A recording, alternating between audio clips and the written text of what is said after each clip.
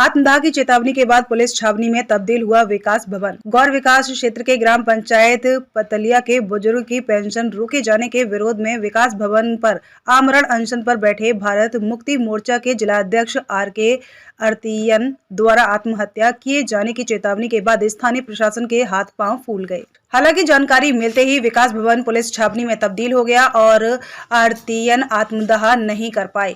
वे 3 दिन से आमरण अनशन पर बैठे हैं। आरतीएन का आरोप है कि गौर विकास क्षेत्र के पतिल्ला ग्राम पंचायत में ग्राम सचिव ने बुजुर्ग को मृत दिखाकर उसकी पेंशन रोक दिया। अनेकों बार सिफारिशें की लेकिन अफसरों ने कोई कार्यवाही नहीं की। मजबूर होकर आमरण अनशन शुरू करना पड़ा। आरतीएन की मांग है कि मामले की जांच कर दोषियों के खिलाफ तत्काल कार्यवाही किए जाने और बुजुर्ग की पेंशन बहाल की जाए। इससे पहले बुधवार को अचानक आरतीएन की तबीयत बिगड़ने पर उन्हें जिला अस्पताल ले जाया गया। उपचार के बाद वे फिर विकास भवन पहुंचे और उसी स्थान पर फिर से आमरण अनशन शुरू कर दिया। अधिकारियों ने कार्यवाही के लिए 1 दिन का समय मांगा है। समाचार लिखे जाने तक अनशन जारी था। पुलिस व प्रशासनिक अधिकारियों ने उन्हें उठाने की कोशिश की लेकिन नाकाम रहे। हैरानी इस बात की है कि दूसरी ग्राम पंचायत सचिव पर कार्यवाही करने की बजाय उसे संरक्षण दिया जा रहा है। अनशन को सैकड़ों लोगों का समर्थन प्राप्त है। आइए देखते हैं ये रिपोर्ट। क्या कारण है जो आप धरने बैठे हुए हैं? आज तीसरा दिन है। मेरे द्वारा छोटू पुत्र छेबर ग्राम सभा पतिला के जो निवासी हैं उनके मृत्यु दिखाकर पेंशन रोक दिया गया। इस बाबत कई जगह शिकायत करने के बाद कार्रवाई नहीं हुई। आज मेरे द्वारा तीसरा दिन है ये आमरण अनशन का, जिसको लेकर के आज ये आमरण अनशन करने का मेरे द्वारा काम किया जा रहा है। कल आपकी तबीयत बिगड़ी थी, आप डिस्ट्रिक्ट हॉस्पिटल में अभी एडमिट हुए थे। ये 2-3 दिनों से बिगड़ लगातार मेरे द्वारा खाना पीना नहीं खाया जा रहा है, जिसके कारण मेरी हालत बहुत ज़्यादा ख़राब हो गई थी। पूरे शरीर में दर्द बुखार हो गया था और सांस लेने में इतनी दिक्कत हो रही थी, शायद अगर आधा घंटा मुझे ट्रीटमेंट ना मिला होता तो मेरी जान भी जा सकती थी। और उसके बाद CMO यहाँ से मेडिकल टीम भेजी गई और बस्ती पुलिस भी आई हुई थी। उनके द्वारा जब जांच किया गया तो मामला बहुत ज़्यादा गड़बड़ देखते हुए उन्होंने तुरंत एम्बुलेंस बुलवा करके मुझे जिला अस्पताल भेजा गया। जिला अस्पताल में लगभग 4-5 घंटे मेरा इलाज चला।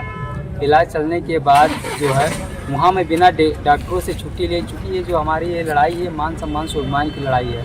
जिस गांव में मैं रह रहा हूँ, यदि मैं अपने ही गांव और ग्राम सभा के लोगों को न्याय नहीं दिला सकता हूँ तो फिर मेरा गांव में रहना एकदम बेकार है। मैं बिना डॉक्टरों को बताए लगभग 11-12 बजे जो है फिर आमरण अनशन पर वापस चला आया। मांगे क्या है आपकी?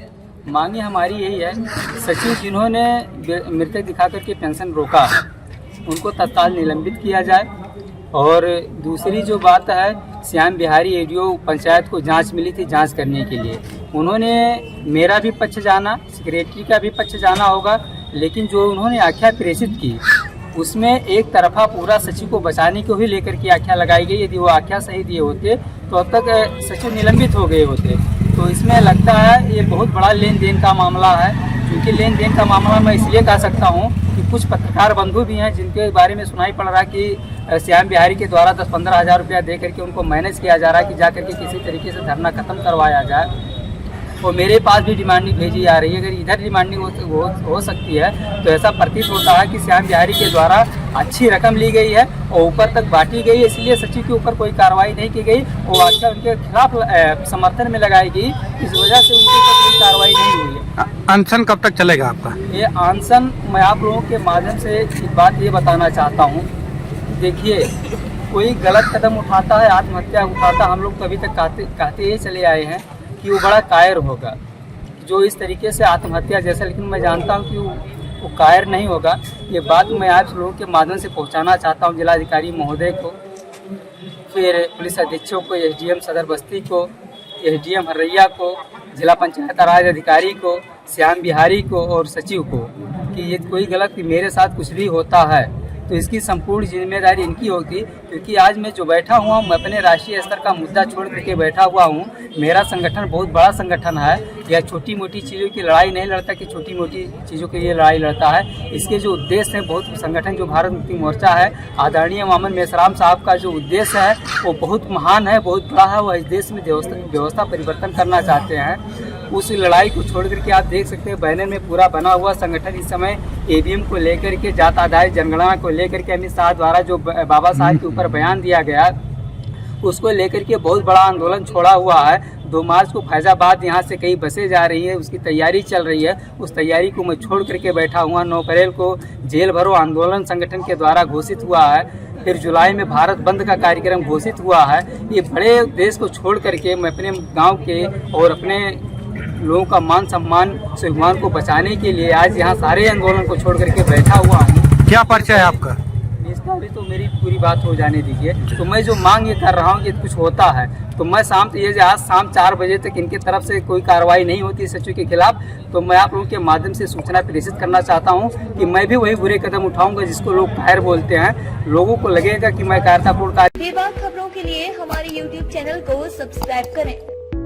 देश प्रदेश एवं स्थानीय खबरों के लिए हमारे वेबसाइट www.bntlive.com पर लॉगिन करें।